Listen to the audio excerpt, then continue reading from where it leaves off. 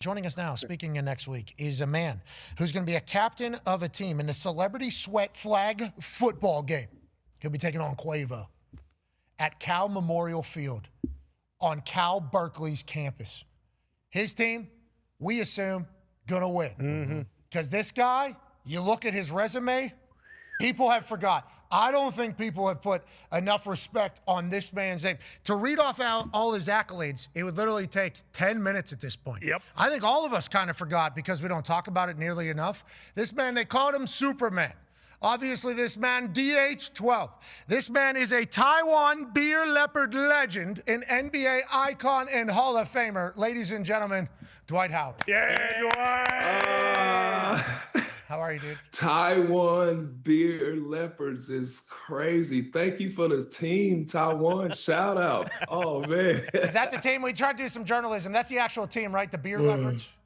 Well, when I played, they were just the Taiwan Leopards, and then the next year they combined with two teams and became the Taiwan Beer Leopards, which was cool. That's when Boogie played with them. Okay, so you're just a Leopards legend. We will have to strike that from the record. It's a Taiwan Leopard legend. That's 100% on me. But hey, before we talk to you about what you have going on next week, which is sweet, raising money for local food bank and other stuff, and also providing tickets for military and first responders, what you guys are doing is awesome. I think it's a 26th annual flag football game you're doing with Celebrity Sweat. This is the graphic we made with all your accolades.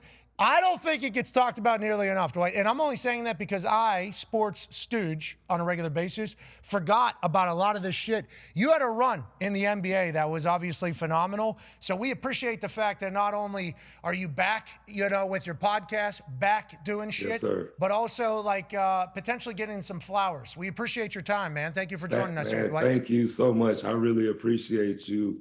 And that's amazing, man. Thank you. I'm really honored, just to receive flowers. A lot of times, people get flowers when they're not here and they can't actually be present. Yeah, take it in, Dwight. Take it in. So, take it in right now. Man, thank you, man. It really means a lot, man, just to be on the show, to actually hear you, what you were just reading off about, my resume as a basketball player. It's just crazy that, I spent my whole life wanting to become one of the greatest players ever. And, as a kid, I had the dream, and actually to fulfill it, it's just amazing. And just so humbled and thankful for you. And just this is an awesome opportunity to play against Quavo in the Super Bowl. I know it's not basketball, but, this is going to be a lot of fun. Help be out there with the first responders and the people who serve our country, who we triple salute. And just always giving back is something that I enjoy doing. Hell yeah, Dwight. Well, we appreciate you doing that. Good for society. And yeah, man, all the things that you dreamt about only came to fruition because you had to have worked your ass off. Okay, so that's what I respect. Sir. That's what we respect here. We know how hard it is to make it and everything. A lot of people want to do it. Obviously, you're 6'10", had a little bit of an advantage maybe over me. I was working my ass off on throwing it up and then hitting it off the backboard and then dunking it. I was trying my best. I don't think I ever got it, Dwight. I don't think I ever got it. But it's okay. What you're doing now is what your purpose is for this season in life. Hell yeah, Dwight. So, woo! Hell yeah. Hey. Thank you, man. Okay, let's talk about next week a little bit. What is this? Is this a flag football game? Are you quarterback, coaching? How's it kind of go? I know we got some names already in the game. It's the 26th annual. What do you have going on, and what is your plans here to get a dub? Well, I just really want to get out there and have a great time and enjoy the moment. If I'm the quarterback, if I'm the wide receiver, if I'm coaching, whatever it may be, I just want to go out there and have a great time, to celebrate the 60th Super Bowl. So this is a big year. I just turned 40. My dad just turned 70, and we get to go see the 60th Super Bowl. And I also be a part of the whole weekend festivity. So I'm just so grateful. Had a wonderful career, and I can't wait to go out there and put on a good show. Is Diplo on your team or the other team? Do you know who's on the team? Diplo is on my team, yeah. Okay, yeah, we need Diplo in the squad. Doug Flutie is on your team or the other team? Doug Flutie is on the other team. Oh, no! Dwight? Quavo. That's a good draft pick by I know, I love Doug Flutie. Oh, my God, he lefty too. Man, yeah. But He plays the I drums. think we're going to have Jesus. I think Jesus is coming. Hey, Jesus? Nazareth? Oh, Yeah, Jesus is coming to play on the team. Well, that's crazy. Holy shit. On that note, Cal Memorial Stadium, Thursday, February 5th, 7 to 9 p.m. You have no idea who's going to be on these rosters. There's a chance anybody's there. Anybody will be there. Quavo versus Dwight Howard. Okay, let's talk a little bit about basketball. How do you feel about the current state of the way the game is being played? Obviously, in basketball, you hear a lot of old heads talking. Feels like you guys view it much more like a fraternity because there's not as many people that make it to the NBA than maybe some other sports.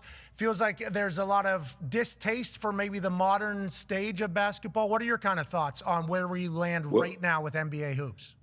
I can understand both sides, you know.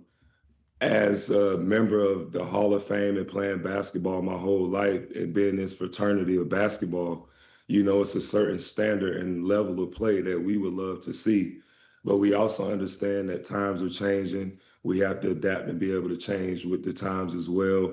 But the best thing we could do as the retired players, the players that are no longer, you know, playing at a high level, is give back, you know, go back into the communities, go back and teach and, you know, really get the fundamentals of the game and also help the parents. You know, I think every parent wants to see their kid be that next superstar in the NBA or whatever sport it is, but they might not understand how hard it really takes to get there, the amount of work that the parents have to put in, the kid have to put in, and it takes a lot.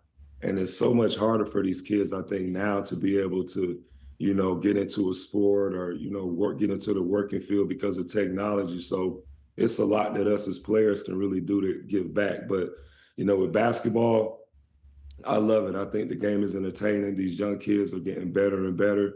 And I only want to see the best in these kids. Cooper Flagg, you know, 40 points, 10 rebounds, 49 points as a 19-year-old. You know, that's amazing to see. I know how hard it is to play at this level, and I'm so proud of the young kid and Jason Kidd for taking a chance and putting him at the point guard position at a young age and just letting him learn the game. And he's doing such a great job, and I'm really proud of his growth and this effort that he's playing with.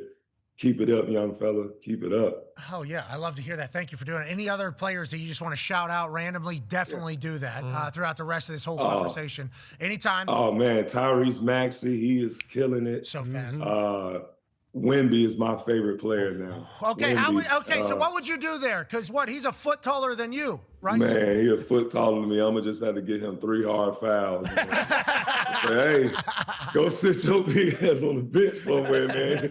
What he's doing, man, the fact that he's using his height and he's just going to be, I think, he has the ability to be one of the best players all time. Once he learns how to really dominate the paint, and then when they try to stop that and put a smaller guard on him, just shoot over the top like KD does. And I think he has the right mentality. He's locked in. He's focused on being one of the greatest. His summer, I think last summer, training with Monks, you know, going with KG, all the stuff he's doing, you can tell like he's in it to be one of the greatest, you know. So I think the game is in good hands when you got players, oh my God, like Wemby, man. They really love what they do. You know, him, Jokic, all these guys, man, what they're doing with the game of basketball. This guy's unguardable. Yeah. I mean, he's unbelievable. He seemingly never misses. Joel, Hallie. And they're so smart now, you know, and not saying that we weren't smart, but they figured out it's like they seen what we did and they've added on to it with this new age. And evolution, brother. That's just evolution of sport. That's why judging one era to the next is kind of impossible. You can't do that. I hate doing that, and I tell people comparison is a thief of joy. You know, when you're trying to compare this era to the next, you're taking out the joy in the life of basketball by doing that. These kids grew up watching a lot of us play. Like, it's their time. Like, let's give them their props and help them when we can, but let's not put them down, man. We need more positivity, especially from the old heads. Hell yeah, Dwight. Hall of Famer talking right there. Go ahead, AJ. Yeah, Dwight, you mentioned Jason Kidd, obviously a great player and a great coach. Now we got JJ Redick in LA. are we going to see more coaches or more players, you think, transition from playing to coaching like we are to become head coaches? I know in the NFL, look, we see Mike Vrabel, we see all these guys that were great players becoming great coaches. Is that going to be a trend you think that's going to, be an uptick as we look forward? And I would love to see that because we want to keep the name of basketball going. It's such the game and what it's done for me and a lot of players around the world, the inspiration, the gratitude that we have for it. We want to have it in the best hands. And, I think a guy like Rondo would be an amazing coach because he was an amazing point guard. These guys would be amazing coaches. So, I really do believe it's time for these players to come back and give back to the game because I believe the era that, I played in, the Kobe era, KG, that Tim Duncan, Dwayne Wade, Dirk Nowitzki, that's like the best era of basketball. Like it was really like the golden age. It was everybody. And it was an interesting matchup every night, even though it wasn't like they would say name brand centers back when I was playing. But I'm fighting against 4 or 5 centers every single night. And you got Dirk Nowitzki, you got KG out there, you got Dwayne Wade, you got some of the greatest guards ever, Kobe Bryant, LeBron James in his prime. Like, it was an amazing time for basketball. It certainly was. And if you guys are going to continue to get back and give back, I mean, we just saw Rondo's 8th grade son. Yeah. Dominating. Amazing. Unbelievable. He's in 8th grade. Yes. That was outrageous. I don't know the basketball community well enough. I know, like, you got drafted out of high school. I assume whenever you were in 7th, 8th grade, they probably said, like, hey, this guy probably going to the NBA. I think that happens in basketball more. He's dominating varsity in 8th grade. Is that normal? That feels abnormal. I feel like it's because it's Rondo and the knowledge that he has for the game, he's putting it right in his son, like every single day. His son was there when we won the championship. You go back and you look at the footage of Rondo on the floor with his son. His son is taking in all that wisdom and knowledge and understanding from one of the greatest point guards ever now, and he's dominating high school basketball with calm, with ease, and he's only going to get better. So just imagine in 4 years what he's going to be like. He might be able to get drafted out of 11th grade. Whoa. As great as he's going to be. Speaking of getting drafted out of 11th grade, there's a chance you could still go ahead, Ty. Yeah, Dwight, I'm just curious. I doubt you have many regrets about your basketball career because you fared very well. But we hear a lot about NIL now and how guys maybe stay a year longer or whatever the case may be because they're making millions and millions of dollars. Do you think if that would have been in place when you came out of high school, that would have been something you considered? Or do you remember what like the thought process was behind when you decided to go straight from high school to the NBA? I wanted to go number 1. I didn't think about nothing else but going number 1 in the draft, being the number 1 player and trying to become one of the greatest basketball players ever. That was my only mindset, my only goal. I truthfully never even looked at the money aspect of it until once I got to the NBA. It was about the business and basketball. I just solely looked at it as, man, I want to be one of those greats. I want to be like the Shaqs, the Wilt Chamberlains, the Kareems. I want to be like those guys when I'm done playing. So that was just my mindset. I didn't think about college because I felt like college was a place for me to really understand or figure out what to do with my life. And at this point right here, I already knew what I wanted, already knew where I wanted to be. It was only going to be me, the gym, and hard work, how much I was going to put in to get there.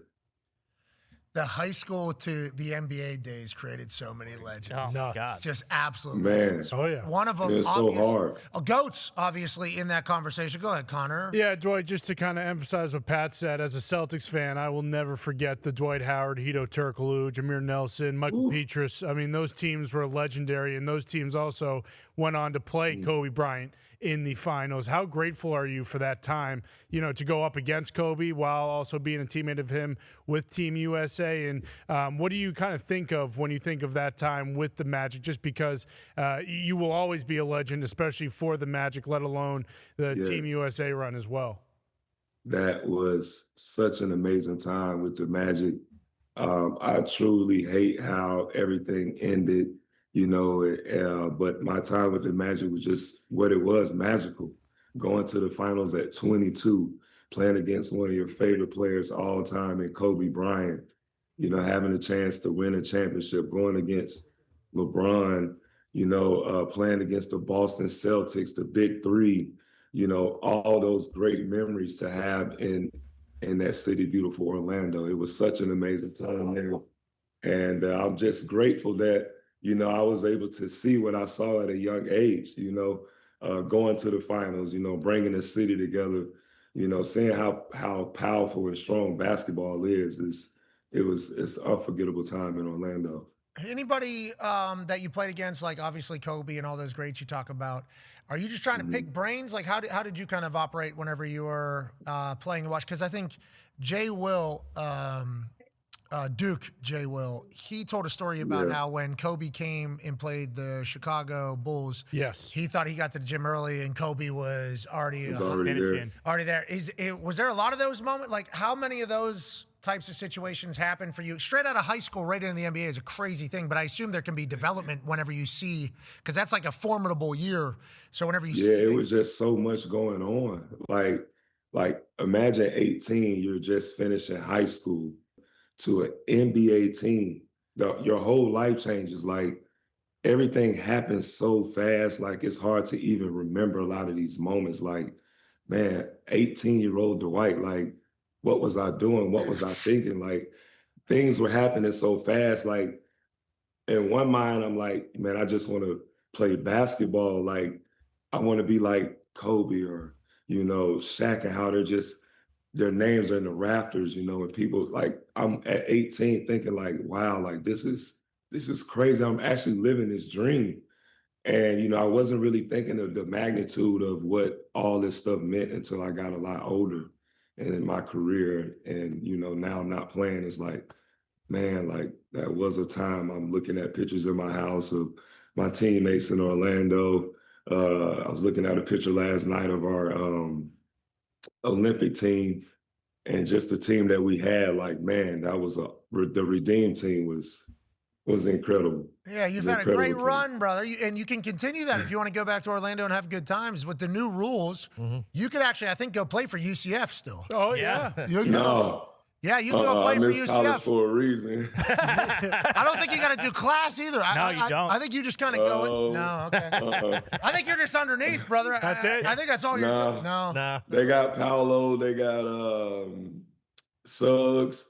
Orlando got a pretty good team, so I can come and watch and help, and in any way I can. But as far as playing, it's the young fellas' time. All right. Well, listen, that's kind of the issue, though. Is like sports got an interesting thing going on in college right now.